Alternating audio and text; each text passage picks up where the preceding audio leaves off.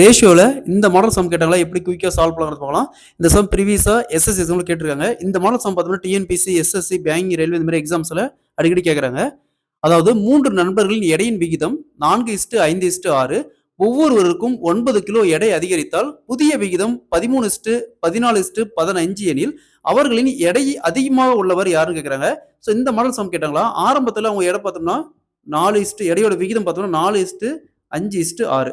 ஒவ்வொருத்தருக்கும் 9 கிலோ. அப்ப இவருக்கும் 9 கிலோ அதிகரிக்குது, இவருக்கும் 9 கிலோ, இவருக்கும் 9 கிலோ.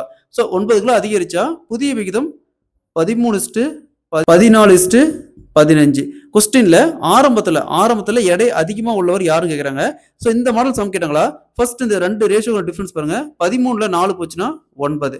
அதே மாதிரி இங்க 14ல 5 போச்சுனாலும் 9, 15ல 6 போச்சுனாலும் 9. ஸோ டிஃபரன்ஸ் பாருங்க, காமனா 9 இருக்குது.